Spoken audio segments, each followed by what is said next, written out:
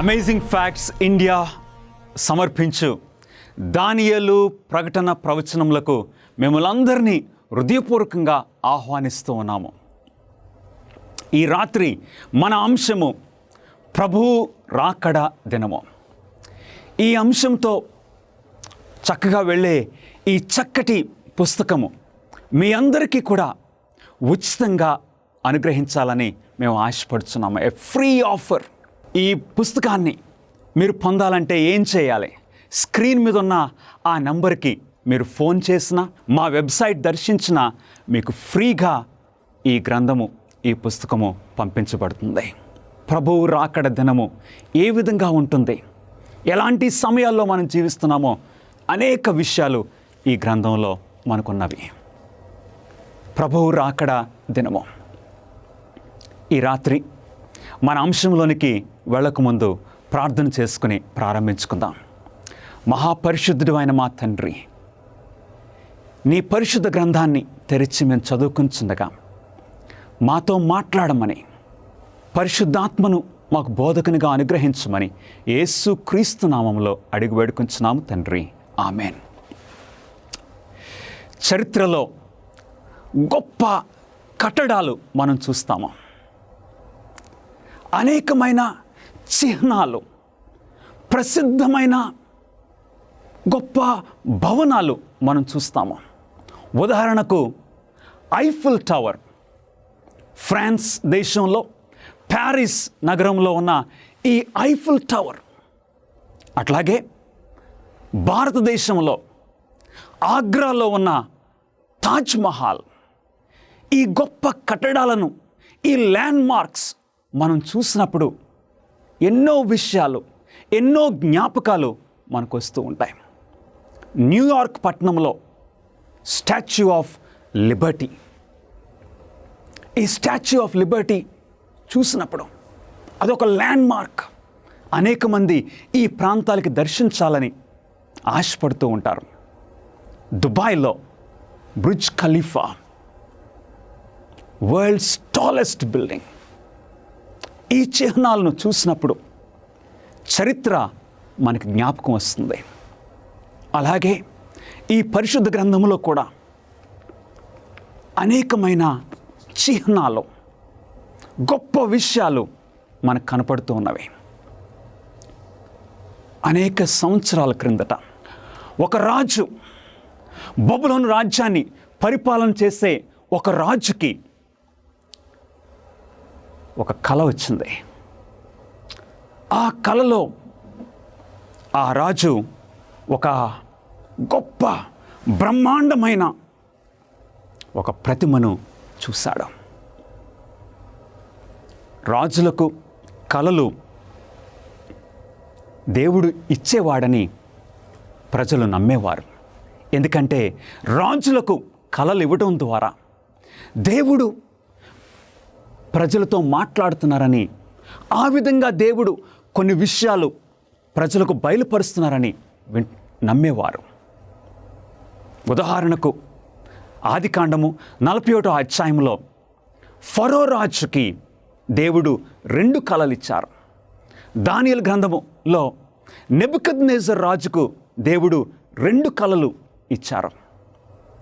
ఒక రాత్రి ఈ గొప్ప రాజైన నెబుకద్నెజరు నియో బాబిలోనియన్ ఎంపైర్, ఆ సామ్రాజ్యాన్ని పరిపాలన చేస్తున్న ఈ నెబుకద్నెజరు ఒక కలను కన్నాడు. ఆ కళ చాలా ప్రాముఖ్యంగా అనిపించింది. కానీ ఉదయమే లేచేసరికి ఆ కళను మర్చిపోయాడు. ఉదయాన్నే ఆయన జ్ఞానులను, ఆయన సంస్థానంలో ఉన్న ఆ శకునగాండ్రును, వారందరినీ కూడా ఉదయాన్నే ఆయన రాజ్యంలో లైనప్ చేశాడు. వారందరూ అన్నారు, రాజా, మీకు వచ్చిన ఆ కళను మాకు చెప్పండి, వెంటనే మేము దానికి భావాన్ని ఇస్తాము అని చెప్పగానే నెబుకద్నెజరు మర్చిపోయాడు. మర్చిపోయినప్పుడు వారు ఈ విధంగా, నీవు గనక ఆ కళ చెప్తే ఆ కళ భావాన్ని మేము చెప్తామని వారు అంటూ ఉన్నారు. రాజుకు అర్థమైపోయింది, వీళ్ళు నిజంగా జ్ఞానులైతే నాకు వచ్చిన కళను చెప్పాలి, వీరు జ్ఞానులు కాదనుకుంటా, వీరు అజ్ఞానులుగా ఉన్నారని ఉద్దేశించి వారిని చంపేసేయమని నెబుకద్నెజరు ఒక శాసనం చేశాడు. ఆ టైంలో, ఆ పరిస్థితుల్లో బబులోను రాజ్యములో ఒక యవ్వనస్తుడు పేరు దానియేలు. ఈ దానియేలు వెంటనే నెబుకద్నెజరు దగ్గరికి తీసుకొని రాబడ్డాడు. దానియేలును చూసినప్పుడు నెబుకద్నెజరుకి ఎన్నో ఆలోచనలు కలిగినవి. ఎందుకంటే దానియేలు ఒక అందమైన ఒక యవనస్తుడు మాత్రమే కాదు, తెలివిగల వాడు. దానియేలు రాజును సమయం అడిగాడు. రాజా, కొంచెం సమయం ఇస్తే మీకు వచ్చిన కళను, ఆ కళభావాన్ని నేను చెప్తానని దానియేలు ఇంటికి వెళ్ళి ప్రార్థన చేశాడు. తన స్నేహితులను పిలిచాడు. షడ్రక్, మేషక్, అబేద్నెగోలు వీరు కలిసి దేవునికి ప్రార్థించినప్పుడు అప్పుడు దేవుడు నెబుకద్నెజరుకి ఇచ్చిన అదే కళను దానియేలుకు కూడా ఇచ్చారు. దానియేలు దేవునికి ప్రార్థన చేశాడు. రాజుగారి దగ్గరికి వచ్చి రాజుగారికి ఆ కళను, ఆ కళభావాన్ని తెలియచేశాడు. ఈ రాత్రి మొట్టమొదటి ప్రశ్నను మనం చూడబోతున్నాము. దేవుడు నెబుకద్నెజరుకి ఎందు గురించి ఆ కళ ఇచ్చారు? ఎందు గురించి దేవుడు నెబుకద్నెజరుకి ఆ బ్రహ్మాండమైన ఆ ప్రతిమను దేవుడు ఎందుకు చూపించారు? దేవుని యొక్క వాక్యము ఈ విధంగా సెలవిస్తుంది. దానియేలు గ్రంథము 2వ అధ్యాయము 28వ వచనము. మనము ఈ వాక్యాలని నాతో పాటు మీరు కూడా చదవమని నేను కోరుచు ఉన్నాను. అయితే మర్మములను బయలుపరచగల దేవుడు ఒకడు పరలోకమందున్నాడు. అంత్య దినములయందు కలగబోవు దానిని ఆయన రాజుకు నెబుకద్నెజరునకు తెలియచేశాను. నెబుకద్నెజరు ఈ దేవాది దేవుణ్ణి ఎరిగినవాడు కాదు. నెబుకద్నెజరు ఒక విగ్రహారాధికుడు అయినప్పటికీ దేవుడు నెబుకద్నెజరుకి ఈ కళ అనుగ్రహించారంటే దేవుని యొక్క స్వభావం ఏంటో మనం తెలుసుకోవచ్చు ప్రియులరా. ఈ దేవుడు పక్షపాతము లేని దేవుడు. బైబిల్ బోధించే ఈ దేవుడు అందరినీ సమానంగా ప్రేమించే దేవుడు. నీవు ఒక క్రైస్తవుడు అయినా, ఒక హిందువుడు అయినా, ఒక ముస్లిం, ఒక బుద్ధిస్ట్ అయినా, ఒక నాస్తికుడైనా సరే, నెబుకద్నెజరుకి కళ అనుగ్రహించిన ఈ దేవుడు నిన్ను నన్ను ఏకరీతిగా ప్రేమిస్తున్న దేవుడు. దేవునికి పక్షపాతము లేదు. మర్మములను బయలుపరచగల దేవుడు ఒకడు పరలోకమందున్నాడు. అంత్య దినములయందు కలగబోవు దానిని రాజుకు నెబుకద్నెజరునకు తెలియచేశాను. రాజు యొక్క ఆ సలహాదారులు, ఆ జ్ఞానులు కలభావమును చెప్పడంలో మరియు వివరించడంలో విఫలమైనప్పుడు నెబుకద్నెజరు ఇచ్చిన ఆజ్ఞ ఏంటి? నెబుకద్నెజరు ఏం చేశాడండి? దానియేలు గ్రంథము 2వ అధ్యాయము 12వ వచనములో సమాధానము ఈ విధంగా ఉన్నది. అందుకు రాజు కోపము తెచ్చుకొని అత్యాగ్రహము కలవాడై బబులోనులోని జ్ఞానులందరినీ సంహరింపవలనని ఆజ్ఞ ఇచ్చెను. ఈ విషయాన్ని మనం చదివినప్పుడు మనకు అర్థమవుతుంది. ఆ రాజు అయిన నెబుకద్నెజరు తనకొచ్చిన ఆ కళను తెలుసుకోవాలని ఎంత ఆతృతగా ఉన్నాడో అర్థమవుతుంది. ఎప్పుడైతే వారు చెప్పలేకపోయారో వారిని సంహరించమని రాజు ఆజ్ఞ ఇచ్చాడు. ఇలాంటి పరిస్థితుల్లో ఏం జరిగింది? మరణ శాసనం గురించి దానియేలు తెలుసుకున్నప్పుడు అతడు రాజును ఏమని సెలవు అడిగను, మరియు అతడు తన స్నేహితులకు ఏమి చెప్పను? దానియేలు రాజుగారిని ఏం అడిగాడు? దేవుని వాక్యం సెలవిస్తుంది. ఈ ప్రశ్నలన్నిటికీ కూడా సమాధానాలు పరిశుద్ధ గ్రంథంలోనే కనపడుతున్నాయి. అప్పుడు దానియేలు రాజు సన్నిధికి పోయి స్వప్న భావమును తెలియజెప్పుటకై తనకు సమయము దయచేయమని రాజును బతిమాలెను. అవును ప్రియులరా, మనకొక తెలుగు సామెత ఉన్నది, పురుషులందు పుణ్య పురుషులు వేరురా. అవునండి, ఆ జ్ఞానులకు సమయం ఇవ్వలేకపోయాడు నెబుకద్నెజరు. కానీ దానియేలు అడిగేసరికి దానియేలుకు సమయం ఇస్తున్నాడు. ఎందుకంటే మనకు తెలుసు, రాజు అయిన నెబుకద్నెజరు ఆయన ఒక జ్ఞాని. ఎవరికి సమయం ఇవ్వాలి, ఎవరికి ఇవ్వనవసరం లేదో రాజుకు బాగా తెలుసు.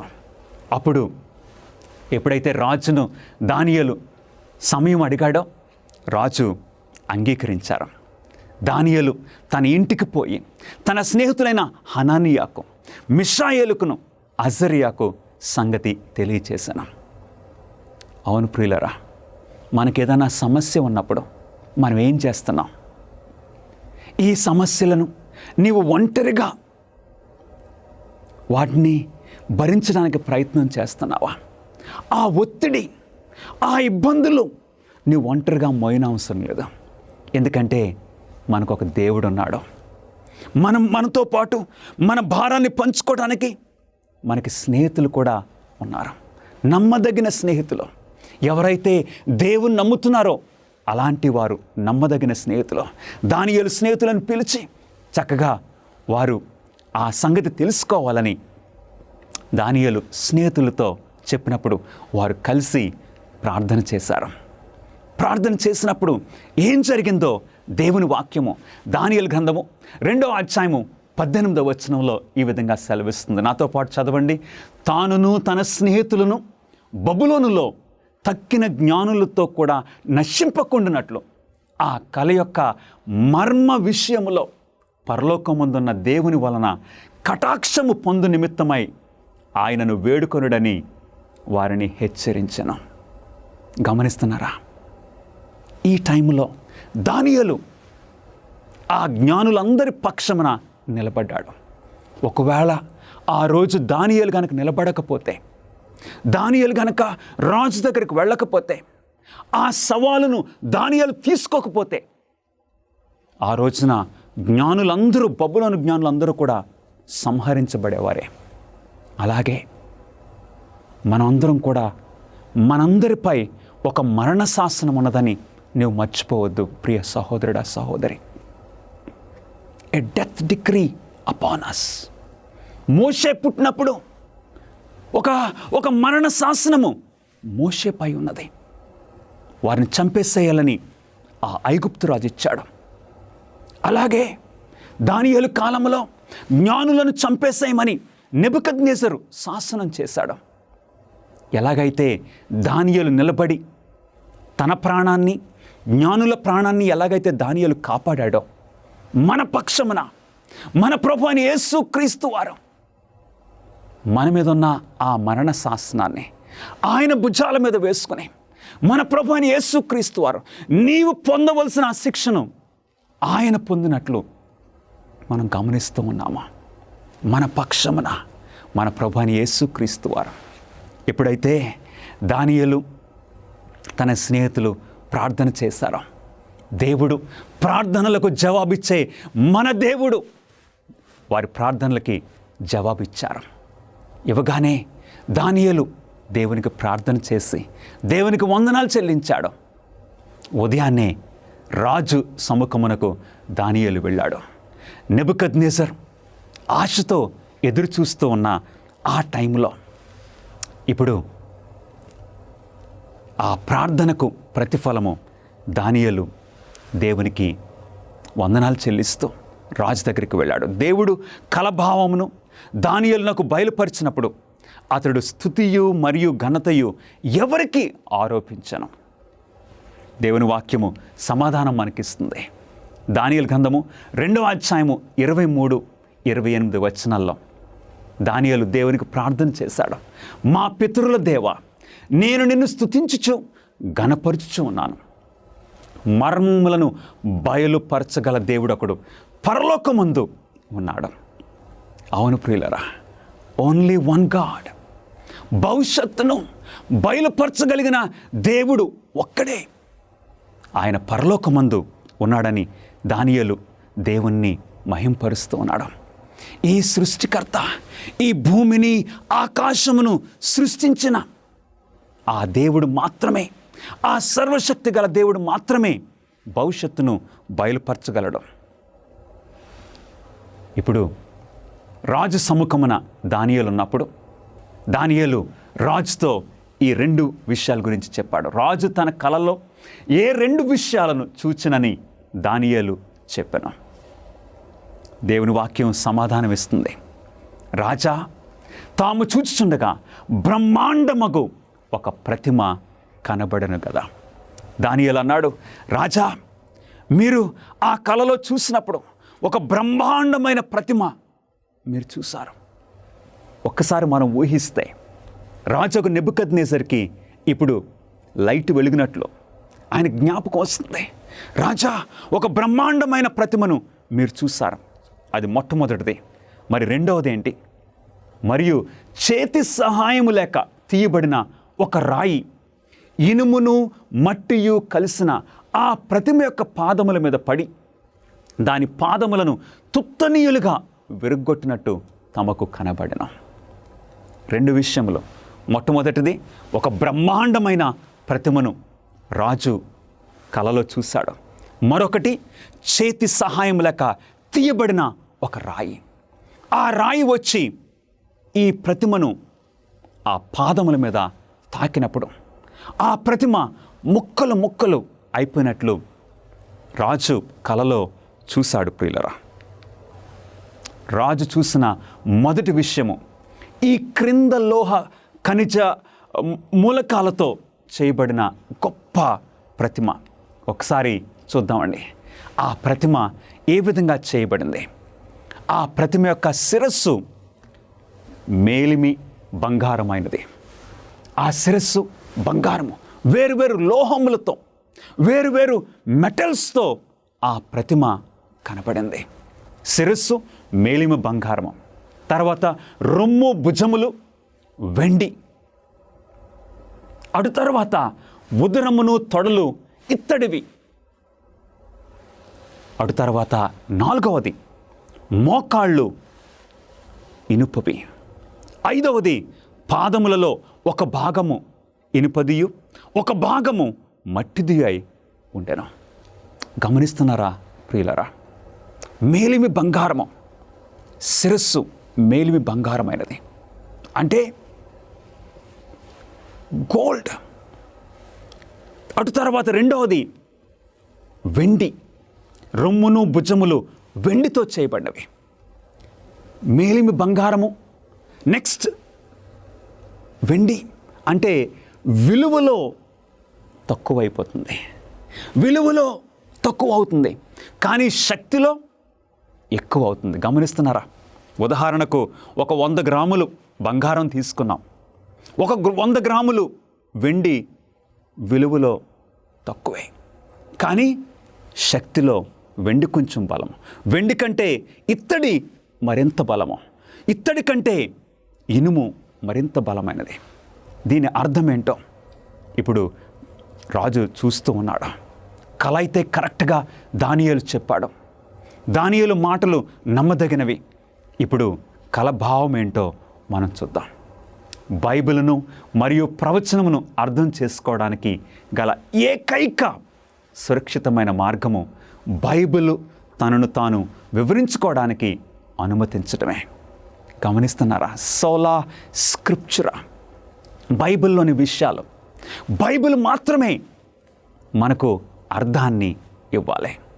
ఇదే మనకి సురక్షితమైన మార్గము. అందుకు వీటిని ఒకసారి మనం చూద్దాం. బంగారు శిరస్సు దేనిని లేక ఎవరిని సూచిస్తూ ఉన్నది? దేవుని వాక్యము ఏమి సెలవిస్తుంది? ఆ బంగారు శిరస్సు దేనికి సూచనగా ఉన్నది?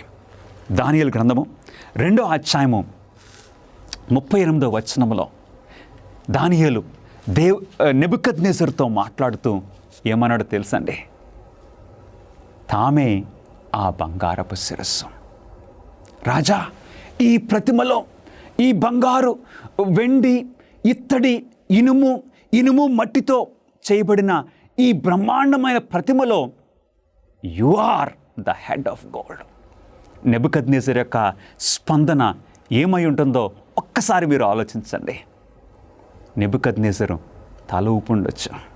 అవును, ఎందుకంటే బబులోను ఒక బంగారపు పట్టణము లాంటిది, రాజ్యాలకి భూషణము వంటిది బబులోను పట్టణము. తామే ఆ బంగారపు శిరస్సు. ఒకసారి దేవుని వాక్యాన్ని యెషయా గ్రంథము 13వ అధ్యాయము 19వ వచనములో నేను మీకు చదవాలని ఆశపడుతున్నాను. అప్పుడు రాజ్యములకు భూషణమును, కల్దీయులకు అతిశయాస్పదమును, మహాత్యమును గల బబులోను దేవుడు పాడు చేసిన సొదొమ గొమొర్రాల వలెను. రాజ్యములో ఈ బాబిలోనియన్ ఎంపైర్, ఈ సామ్రాజ్యములో ఈ బబులోను పట్టణము నిజంగా భూషణము వంటిది. నెబుకద్నెజరు బంగారపు శిరస్సు. ఈ లోహాల్లో రాజు ఏంటండి? King of metals, gold. రాజా, నీవే గొప్ప ఆ బంగారపు శిరస్సు. నెబుకద్నెజరు చాలా ఆశ్చర్యపోయి ఉంటాడు, సంతోషపడి ఉంటాడు. బంగారు రాజ్యమైన ఈ బబులోను రాజ్యము, బబులోను రాజ్యం నిజంగానే బంగారము. ఎక్కడ చూసినా బంగారము. ఎందుకంటే బబులోను రాజ్యములో మనం గమనించినట్లయితే ఈ బబులోను రాజ్యాన్ని చక్కగా ఇంత ఉన్నతమైన స్థానానికి తీసుకొని వచ్చింది నెబుకద్నెజరు. బబులోను రాజ్యాన్ని ఉన్నతమైన స్థానానికి తీసుకొని వచ్చాడు. బబులోను పట్టణములో ఆ గోడలు, బబులోను పట్టణం యొక్క గోడలు ఎంతోనై తెలుసండి? ఎలాంటి పట్టణమో తెలుసా? 56 మైళ్ళు చుట్టూ బబులోను పట్టణానికి ఉన్నది. దాని యొక్క గోడలు 300 అడుగులు ఎత్తుగా ఉన్నాయి. బబులోను పట్టణము చాలా బలమైన పట్టణము, బంగారం లాంటి పట్టణము. ఆ పట్టణము పైన ఒక 2 రథాలు చక్కగా వెళ్ళొచ్చు. అంటే ఒక హైవే లాంటిది ఆ పట్టణపు గోడల మీద. స్థిరమైన పట్టణంగా నెబుకద్నెజరు నిర్మించాడు.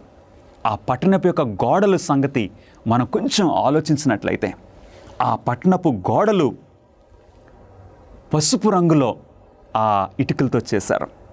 తర్వాత ఆ పట్టణపు ఆ గేట్స్ నీలిమ రంగులో చేయబడినవి. ఆ పట్టణంలోని ఆ రాజభవనాలు గులాబీ ఎరుపులో చేయబడ్డాయి. నెబుకద్నెజరు ఆ విధంగా నిర్మించాడు. ఆ పట్టణంలో ఎన్నో ఆ విగ్రహాలకి ఆ దేవాలయాలు ఉన్నాయి. 53 దేవాలయాలు బబులోను పట్టణంలో నెబుకద్నెజరు రాజు నిర్మించాడు. ఆ దేవాలయాలన్నీ ఏ రంగు ఇటుకల్లో కట్టించాడు తెలుసండి? వైట్, తెలుపు ఇటుకల్లో కట్టించాడు. నిజంగా ఒక సుందరమైన పట్టణంగా నెబుకద్నెజరు రాజు నిర్మించాడు. ఆ బబులోను పట్టణానికి ఒక ప్రత్యేకత ఏంటి తెలుసా? బబులోను పట్టణము ఒక స్క్వేర్, చౌకమైనది, అంటే చక్కటి పట్టణము. ఆ బబులోను పట్టణం మధ్యలో నుండి యూఫ్రటిస్ నది చక్కగా ప్రవహిస్తుంది. నెబుకద్నెజరు బబులోను పట్టణానికి ఆర్కిటెక్ట్, చాలా తెలివైన వాడు. ఈ నెబుకద్నెజరు ఈ విధంగా నిర్మించాడు. కానీ వాస్తవము ఇంత గొప్ప, ఇంత సుందరమైన బబులోను పట్టణం అయినప్పటికీ బబులోను పట్టణము విచ్ఛిన్నమైపోయినటువంటి ప్రపంచంలో దేవుని యొక్క ప్రణాళిక ప్రవచనాల ద్వారా మీరు తెలుసుకోవాలని కోరుతూ ఉన్నారా? ఆచరణాత్మకమైనటువంటి గొప్ప సవాళ్లను మీరు ఎదుర్కోవాలనుకుంటే మిమ్మల్ని ఉత్తేజపరుస్తున్నాం, ఉత్సాహపరుస్తున్నాం. అమేజింగ్ ఫ్యాక్ట్స్ వారు బైబిల్ చదువుకునేటువంటి గైడ్స్ మీ కొరకై 27 పుస్తకాలను మీకు అనుగ్రహిస్తున్నారు. అద్భుతమైనటువంటి గ్రాఫిక్స్ ద్వారా మీరు అర్థం చేసుకోవడానికి నేరుగా మీకు సమాధానం దయచేస్తూ ఉన్నారు. ప్రతి చదువుకునేటువంటి ఈ గైడ్ ద్వారా బైబిల్లో సరైన సమాధానం గ్రహించుకోగలరు. మీ జీవితంలోని ప్రాముఖ్యమైన ప్రశ్నలకు సమాధానం ఇస్తుంది. ఏ విధంగా మీరు సంబంధాన్ని పెంచుకోగలరు, ప్రభువైన యేసుక్రీస్తు వారు ఎప్పుడు రాబోతూ ఉన్నాడు, ఇంకా ఎన్నో విషయాలను తెలుసుకోవచ్చు. భవిష్యత్తులో ఈ యొక్క విలువైన విషయాన్ని కోల్పోకండి. మీ జీవితాన్ని రూపాంతరపరుస్తూ ఉన్నాయి అమేజింగ్ ఫ్యాక్ట్స్ వారు ఇచ్చేటువంటి బైబిల్ చదువుకునే పుస్తకం. ఇవి మీకు ఇంగ్లీష్ లోను, హిందీ, తమిళ్, తెలుగులో మీకు లభిస్తూ ఉన్నాయి. వేచి ఉండకండి, వెంటనే మీ యొక్క స్టడీ గైడ్స్ ను ఇప్పుడే ఆర్డర్ చేయండి. AFTV.in అనేటువంటి మా వెబ్సైట్ ని సంప్రదించి వెంటనే పొందండి. మన నెక్స్ట్ ప్రశ్న చూద్దామండి. బబులోను రాజ్యము నిరంతరము నిలుస్తుందా? బబులోను పట్టణము నిరంతరము నిలుస్తుందా? ఇంత సుందరమైన పట్టణము. దేవుని వాక్యము ఏం సెలవిస్తుంది? తాము చనిపోయిన తర్వాత తమరి రాజ్యము కంటే తక్కువైన రాజ్యం ఒకటి లేచును. తమరి రాజ్యం కంటే తక్కువైన రాజ్యము. దానియేలు గనక మన కుయుక్తితో రాజు దగ్గర నిలబడితే ఆ మొట్టమొదటి మాటతో చెప్పేసి దానియేలు ఆపేసేయచ్చు. కానీ దానియేలు యథార్థవంతుడు, నీతిమంతుడు. అందుకు దానియేలు ఆ శిరస్సుతో ఆగిపోలేదు. దానియేలు సెలవిస్తున్నాడు, ఆ కలభావాన్ని సంపూర్ణంగా ఇస్తున్నాడు. తాము చనిపోయిన తర్వాత తమరి రాజ్యము కంటే తక్కువైన రాజ్యం ఒకటి లేచును. దేవుని వాక్యము బబులోనికి ఏం జరిగిందో కూడా సెలవిస్తుంది. ఈ కళ ద్వారా దేవుడు ఒక టైం టేబుల్ మనకిస్తున్నారు, ఒక ప్రాఫిటిక్ టైం టేబుల్ మనకిస్తున్నారు. ఏం జరిగింది చరిత్రలో మనం గమనించినట్లయితే యెషయా గ్రంథము 13వ అధ్యాయంలో దేవుని వాక్యము ఈ విధంగా సెలవిస్తుంది. యెషయా గ్రంథము 13వ అధ్యాయము 20వ వచనము, అది మరెన్నడూను నివాస స్థలముగా ఉండదు, తరతరములకు దానిలో ఎవడును కాపురం ఉండడం. బబులోను పట్టణము నెమ్మదిగా ఏమైపోయిందంటే నాశనం అయిపోయింది.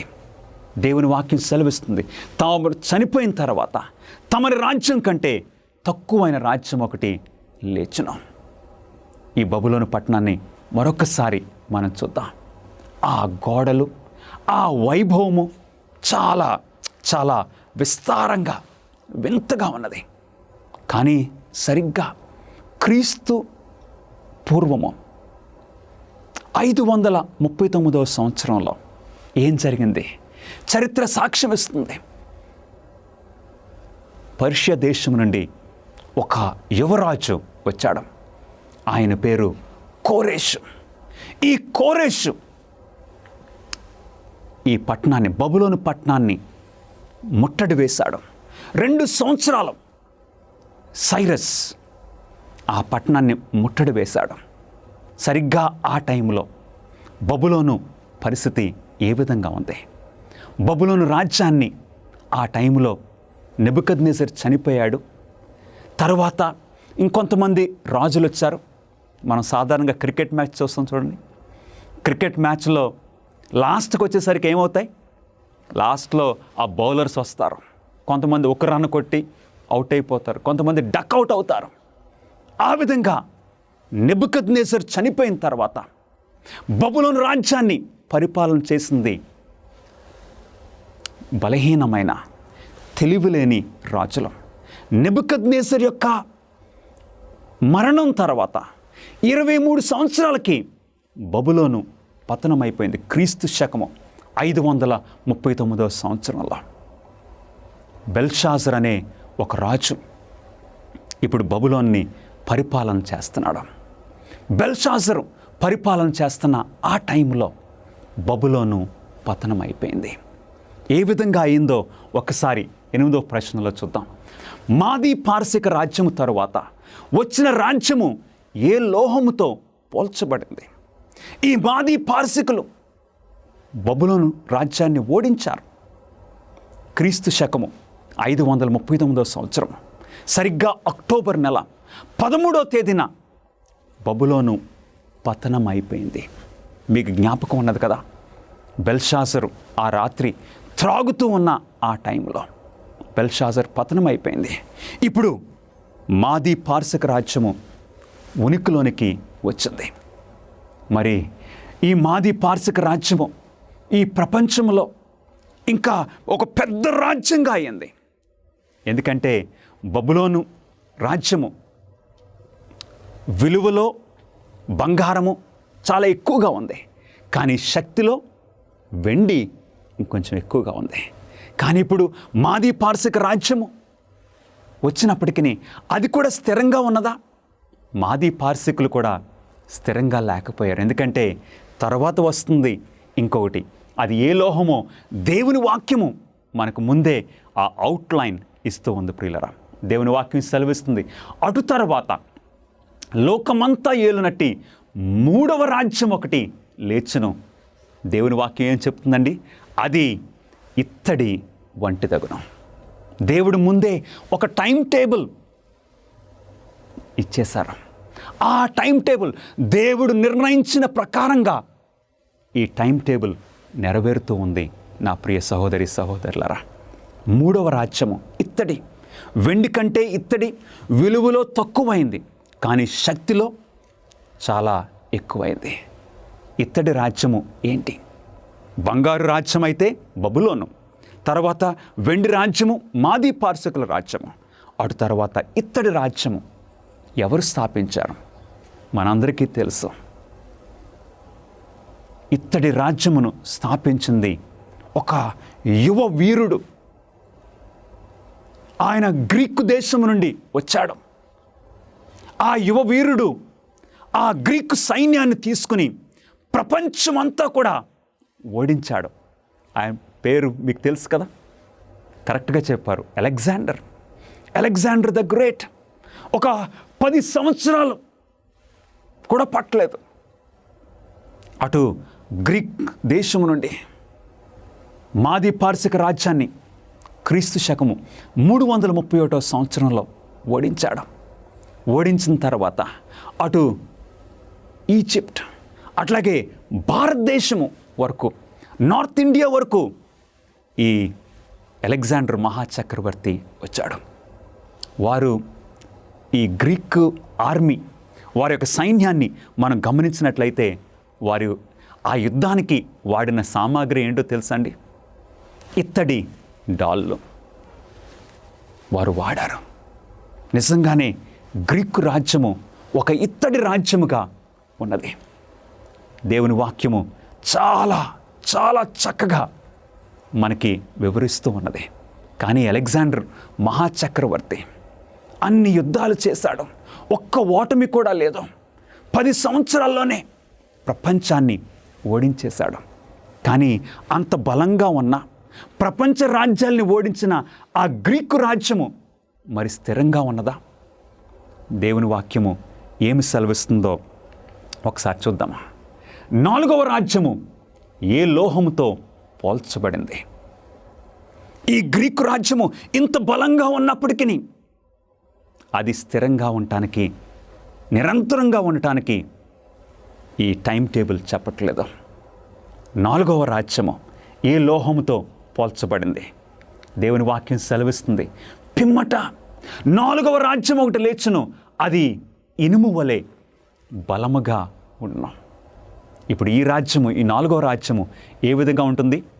ఇనుము వలె ఉంటుంది. అంటే ఇనుము సమస్తమును తుత్తనీయులుగా చేస్తుంది. ఐరన్ కింగ్డమ్, గ్రీకు రాజ్యాన్ని ఓడించిన ఒక బలమైన రాజ్యము ఏంటి? మనం వరల్డ్ హిస్టరీ చూస్తే గ్రీకుల రాజ్యాన్ని ఓడించింది క్రీస్తు పూర్వము 168వ సంవత్సరంలో పిడ్నా అనే ఆ యుద్ధంలో రోమా రాజ్యము గ్రీక్ సామ్రాజ్యాన్ని ఓడించి పడేసింది. ఇప్పుడు ఇనుము రాజ్యము వచ్చింది. క్రీస్తు పూర్వము 168వ సంవత్సరము పిడ్నా అనే ప్రాంతంలో ఈ యుద్ధములో ఇప్పుడు రోమా రాజ్యము ఉనికిలోనికి వచ్చింది. రోమా రాజ్యము ఇనుము లాంటి రాజ్యము. ఇనుము ఏం చేస్తుందండి? ఇనుము సమస్తమును నలగొడుతుంది. చరిత్రకారులు రోమా రాజ్యాన్ని చూసి ఏమంటున్నారంటే the iron Kingdom of Rome. ఈ రోమా రాజ్యం కాలంలోనే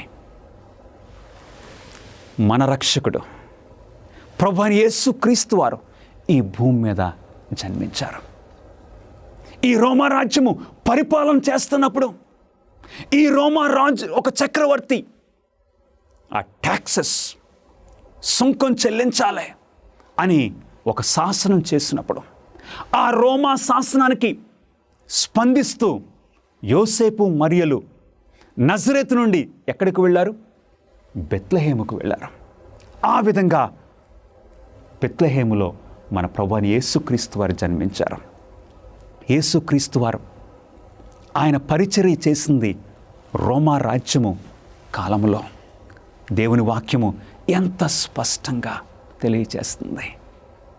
ఈ రాజ్యాల యొక్క ఈ టైం టేబుల్ ఎంత కరెక్ట్గా ఈ రాజు నెబుకద్నెజర్కి దేవుడిచ్చిన ఆ కళ ప్రకారంగా ఆ టైం టేబుల్ ప్రకారంగా చరిత్ర ఏ విధంగా ముందుకు నడిచింది దేవుని వాక్యము సెలవిస్తుంది.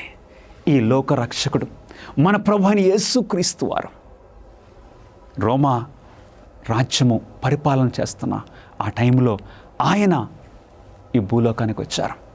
అంత మాత్రమే కాదు, ఈ రోమా ప్రభుత్వము పరిపాలన చేస్తున్న టైంలో మన ప్రభువైన యేసుక్రీస్తు వారు నీ కొరకు నా కొరకు సిలువపై మరణించారు.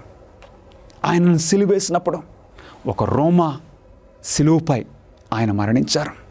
రోమా మేకులు ఇనుప మేకులతో ఆయన సిలువకు కొట్టబడ్డారు. ఆయనను సమాధి చేసినప్పుడు ఆ సమాధికి రోమన్ సీల్ వేశారు. గమనిస్తున్నారా ప్రియులరా? బైబిల్ దేవుని యొక్క వాక్యము ఎంత స్పష్టంగా ముందుకు తీసుకుని వెళ్తుంది. ప్రవచనములో ఈ ప్రవచనము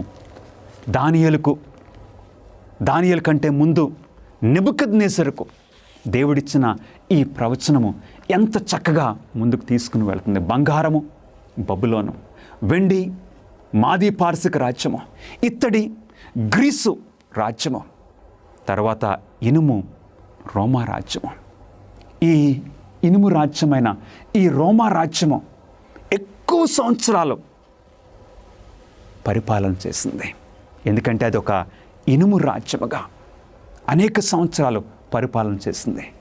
క్రీస్తు పూర్వము 168 నుండి క్రీస్తు శకము 476వ సంవత్సరం వరకు గమనించినట్లయితే ఈ డీటెయిల్స్ అన్నీ కూడా ఒక చక్కటి ఈ బుక్ మార్క్లో మనకు ఇక్కడ ఇవ్వబడి ఉన్నాయి. ఈ డేట్స్ ఇవన్నీ కూడా మీరు కనుక ఆ స్క్రీన్ మీద ఉన్న ఆ నెంబర్కి ఫోన్ చేసినట్లయితే, ఆ వెబ్సైట్కి మీరు విజిట్ చేసినట్లయితే ఆ ఫ్రీ ఆఫర్ మీకు కూడా వస్తుంది.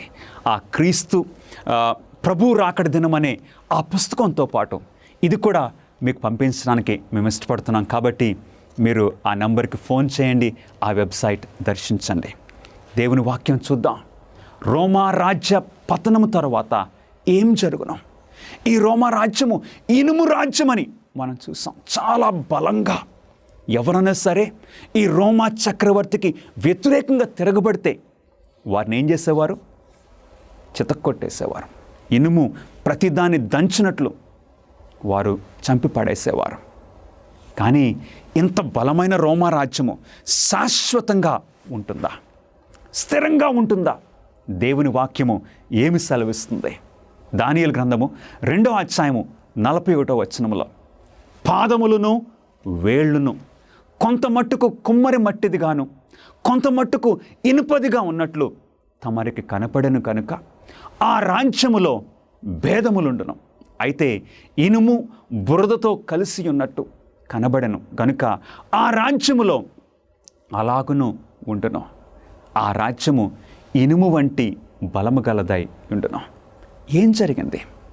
రోమా రాజ్యము చాలా పెద్ద రాజ్యంగా ఉన్నది, బలమైన రాజ్యంగా ఉన్నది, పేరు ప్రఖ్యాతులుగాంచిన రాజ్యంగా ఉన్న ఈ రోమా రాజ్యమును మరి ఏ రాజ్యం వచ్చి ఓడించింది? చరిత్రను చూస్తే ఏ రాజ్యము కూడా రోమా రాజ్యాన్ని ఓడించే ఆ స్తోమత, అంత బలము వారికి లేకపోయింది. నెబుకద్నెజరుకు దేవుడు ఆ దర్శనంలో చూపించింది ఏంటండి? ఆ ఇనుము కాళ్ళు తర్వాత నెక్స్ట్ వచ్చింది ఏంటి? పాదములు. కొంత మట్టుకు ఇనుమును, కొంత మట్టుకు మట్టితో చేయబడిన ఆ పాదములు. అంటే ఈ రోమా రాజ్యం తర్వాత నెక్స్ట్ వచ్చేదేంటి? ఇనుము మట్టి లాంటి రాజ్యము. నిజంగానే రోమా రాజ్యము చరిత్రలో మనం చూస్తే రోమా రాజ్యాన్ని ఇంకొక రాజ్యం ఏది కూడా ఓడించలేకపోయింది. సరిగ్గా క్రీస్తు శకము 476 సంవత్సరంలో రోమా రాజ్యము బైబిల్ చెప్పుచున్నట్లు ముక్కలుగా అయిపోయింది. రోమా రాజ్యము 10 ముక్కలుగా విడిపోయింది ప్రియులరా. ఎలాగైతే పాదముల వేళ్ళు కొంత మట్టునకు ఇనుపవిగాను, కొంత మట్టునకు మట్టివిగాను ఉన్నట్లు ఆ రాజ్యము ఒక విషయములో బలంగాను, ఒక విషయములో నీరసముగాను ఉంటున్నాం. దేవుని వాక్యము మనకి సెలవిస్తుంది.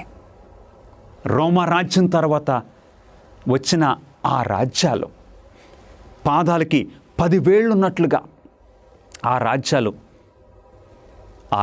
కొన్ని విషయాల్లో రోము వలె బలంగా ఉంటాయి, మరికొన్ని విషయాల్లో చాలా నీరసంగా ఉంటాయని దేవుని వాక్యము సెలవిస్తుంది.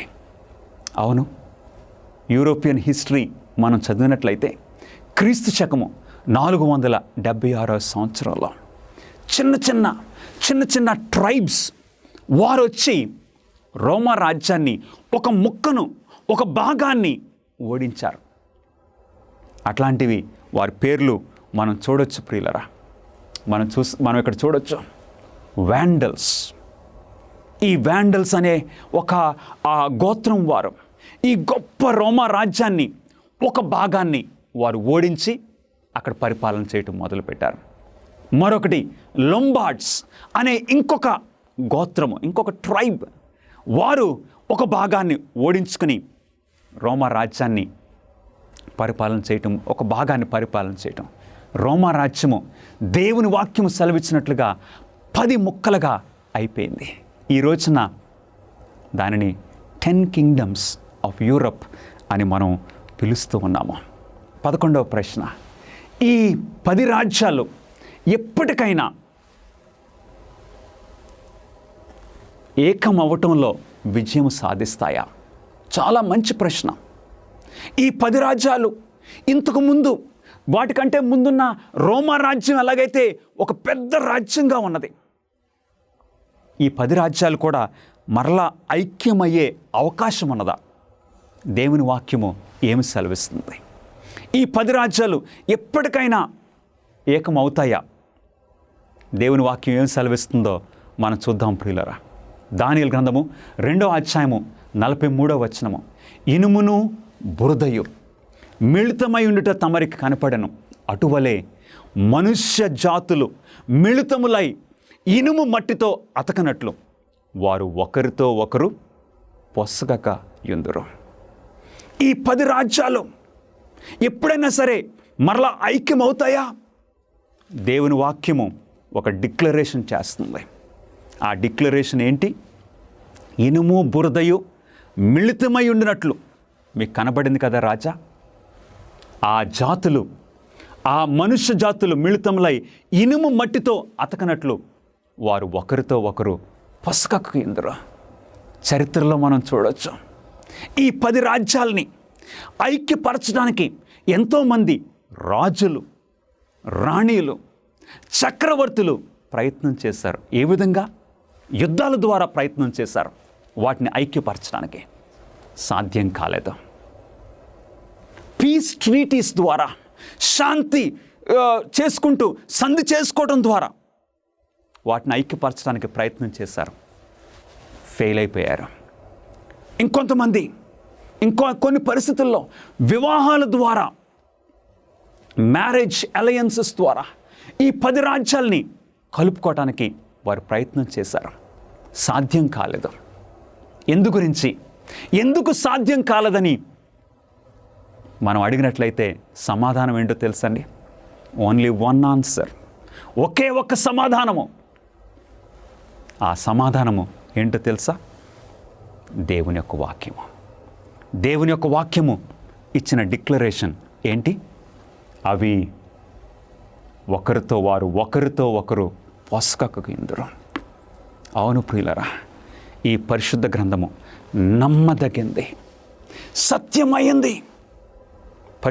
పరిశుద్ధ గ్రంథము దేవుని మాట. భూమి ఆకాశములు గతించిపోవచ్చు, కానీ దేవుని యొక్క మాటల్లో ఒక సున్నైనా, ఒక పొల్లైనా కూడా తప్పిపోదని దేవుని వాక్యం సెలవిస్తుంది. ఈ రోజు వరకు కూడా ఎన్నో విధాలుగా ఐక్యపరచడానికి వారు ప్రయత్నం చేస్తున్నారు, కానీ కుదరదు. అంతిమ శాశ్వత రాజ్యమును ఎవరు స్థాపిస్తారు? ఈ విధంగా ఈ టైం టేబుల్లో మనం చూస్తున్నాం. బబులోను తర్వాత మాదీ పార్శిక రాజ్యము, మాదీ పార్శిక రాజ్యం తర్వాత ఈ ఇత్తడి రాజ్యం తర్వాత ఇనుము రాజ్యము తర్వాత ఈ 10 రాజ్యములు. నెక్స్ట్ ఏంటి? ఏదన్నా శాశ్వతమైన రాజ్యము ఇంకొకటి ఏదన్నా ఉన్నదా? దాన్ని ఎవరు స్థాపిస్తారు? దేవుని వాక్యము మనకు సెలవిస్తుంది ప్రియులరా. దానియేలు గ్రంథము 2వ అధ్యాయము 44వ వచనం మనం అందరం కూడా చదువుదాం. ఆ రాజుల కాలములలో పరలోకముందున్న దేవుడు ఒక రాజ్యమును స్థాపించును, దానికెన్నటికి నాశనము కలగదు. హల్లెలూయా. ఆ రాజ్యము దాన్ని పొందిన వారికి గాక మరి ఎవ్వనికి చెందదు. అది ముందు చెప్పిన రాజ్యములన్నిటినీ పగలగొట్టి నిర్మూలన చేయును, కానీ అది యుగయుగముల వరకు నిలుచును. ఈ భూలోక రాజ్యములు అన్నిటినీ కూడా మరొక రాజ్యం వచ్చి పగలగొట్టి, ఆ మరొక రాజ్యమును పగలగొట్టి ఒక క్రొత్త రాజ్యమును దేవుడు చేయబోతూ ఉన్నారా? గమనిస్తున్నారా? ఒక క్రొత్త రాజ్యము రాబోతుంది. ఆ క్రొత్త రాజ్యము ఏంటో తెలుసా? రాజుకు నెబుకద్నెజరు ఆ కలలో చూశాడు. చేతి సహాయం లేక తీయబడిన ఒక రాయి వచ్చి ఆ ప్రతిమను ఎక్కడ తాకిందండి? శిరస్సు మీద కాదు, ఈ ఛాతీ ఉదరం మీద కాదు,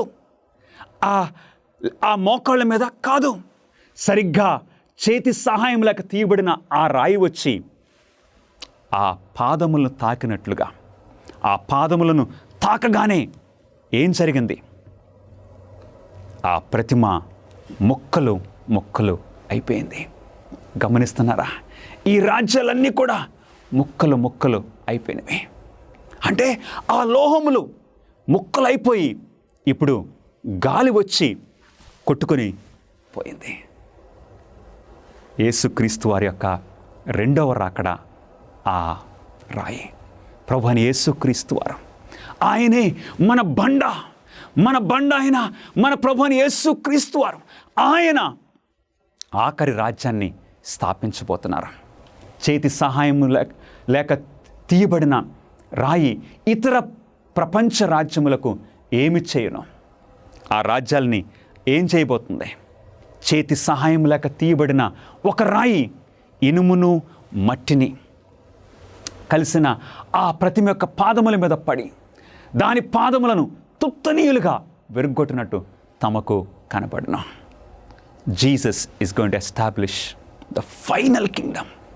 ఆఖరి రాజ్యాన్ని ప్రభువైన యేసుక్రీస్తు వారు స్థాపించబోతున్నారు. అంతటా ఇనుమును మట్టియు, ఇత్తడియు, వెండియు, బంగారమును ఏకముగా దంచబడి కళ్ళంలోని చెత్తవలే కాగా, దేవుని వాక్యం సెలవిస్తుంది, వాటికి స్థలము ఎచ్చటను దొరకకుండా గాలి వాటిని కొట్టుకొని పోయాను. ప్రతిమను వెరగొట్టిన ఆ రాయి సర్వభూతలమంతా మహాపర్వతము ఆయన. ప్రభు అయిన యేసుక్రీస్తు వారు ఫైనల్ రాజ్యమును స్థాపించబోతున్నారు. ఎంత సంతోషకరమైన శుభవార్త! యేసుక్రీస్తు త్వరగా వచ్చుచున్నారు.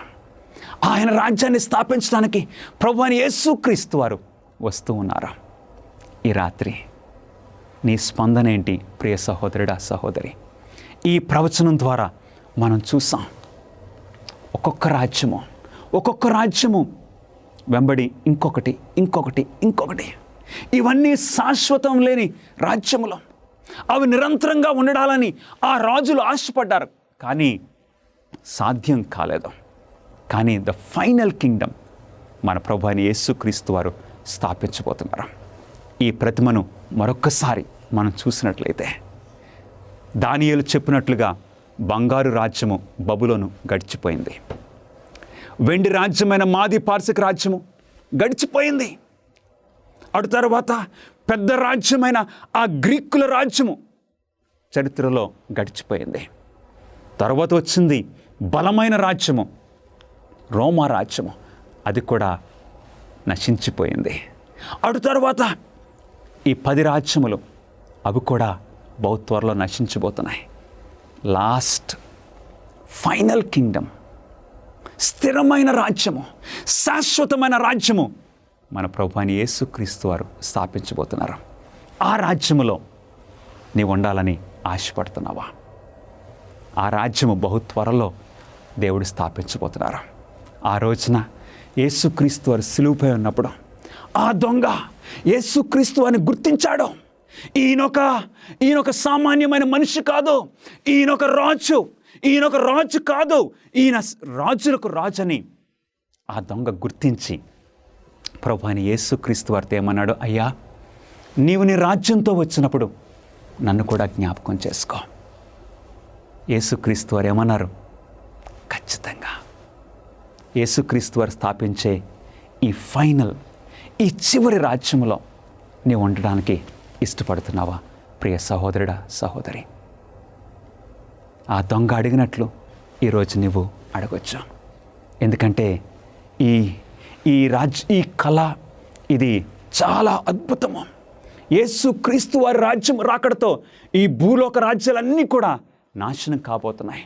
ఎప్పుడైతే నెబుకద్నెజరుకి దానియేలు ఈ కళ, దాని యొక్క భావము వివరించిన తర్వాత నెబుకద్నెజరు ఏమని సాక్ష్యం ఇచ్చాడో వెంటనే నెబుకద్నెజరు మరియు రాజు, ఈ మర్మమును బయలుపరచుటకు నీవు సమర్థుడు అయితేవే. నీ దేవుడు దేవతలకు దేవుడును, రాజులకు ప్రభువును, మర్మములు బయలుపరచువాడై ఉన్నాడని దానియేలుకు ప్రత్యుత్తరం ఇచ్చాను. గమనిస్తున్నారా? యేసుక్రీస్తు వారు బహు త్వరలో దీనంతటికీ అంతం పెట్టబోతున్నారు. మన ప్రభువైన యేసుక్రీస్తు వారు నిన్ను నన్ను పిలుస్తూ ఉన్నారు ప్రియ సహోదరుడా, సహోదరి. యేసుక్రీస్తు వారు ఆయన రాజ్యాన్ని స్థాపించబోతున్నారు. అందులో భూ సంబంధమైన సంఘటనలను దేవుడు పూర్తిగా తన నియంత్రణలో ఉంచుకున్నాడని గుర్తించిన నీవు నీ జీవితాన్ని పూర్తిగా ఆయన స్వాధీనంలో ఉంచుకోవడానికి నీవు ఆయనను అనుమతించడానికి సిద్ధంగా ఉన్నావా? దేవుడు రాజ్యాల్ని నడిపించగలిగితే, రాజులను నడిపించగలిగితే నీ జీవితాన్ని కూడా నడిపించగలడు. నీ జీవితాన్ని ఆయన స్వాధీనంలోకి ఇవ్వడానికి నీవు ఇష్టపడుతున్నావా? ప్రభువైన యేసుక్రీస్తు వారు ఈ రాత్రి ఆయన హస్తాలను చాపి నిన్ను నన్ను పిలుస్తూ ఉన్నారు. ఆయనకు స్పందించడానికి నీవు ఇష్టపడుతున్నావా? ప్రార్థన చేసుకుందాం. మహాపరిశుద్ధుడా, మీకు స్తుతులు, స్తోత్రములు. మీరు స్థాపించే ఆ స్థిరమైన రాజ్యములో మేము ఉండాలని ఆశపడుతున్నాము. అందు నిమిత్తము మాకు మీ రాజ్యములో స్థానం ఇవ్వడానికి మీరు సిలువపై మీ ప్రాణాన్ని పెట్టినందుకు మీకు స్తోత్రములు చెల్లించుకుంటున్నాము. మీ రాజ్యంలో మాకు భాగం అనుగ్రహించమని మా ప్రభువును మీ ప్రియకుమారుడైన యేసుక్రీస్తు నామంలో అడిగి వేడుకొంచున్నాము తండ్రి. ఆమెన్. మీ అందరికీ వందనాలండి. God bless you.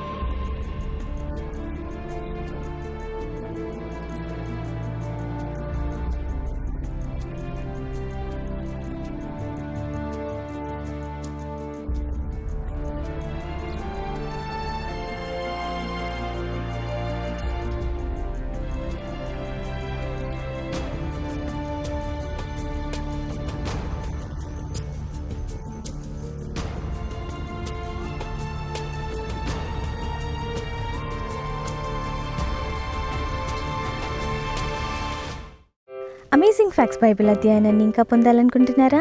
మీరు మరింత సత్యంతో కూడిన దివ్య కార్యక్రమాలను వీక్షిస్తూ దేవునిలో ఆనందించడానికి వచ్చే వారం వరకు వేచి ఉండవలసిన అవసరం లేదు.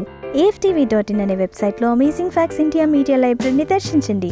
AFTV.in అనే మా వెబ్సైట్లో మీరు మీ కంప్యూటర్ లేదా మొబైల్లోనే రోజులో 24 గంటలు, వారానికి 7 రోజులు ఉచితంగా వివిధ భాషల్లో వీడియో ప్రసంగాలతో పాటు ప్రింట్ చేసిన పుస్తకాలు, పత్రికలు ఉచితంగా పొందవచ్చు. AFTV.in అనే వెబ్సైట్ని తప్పక దర్శించండి.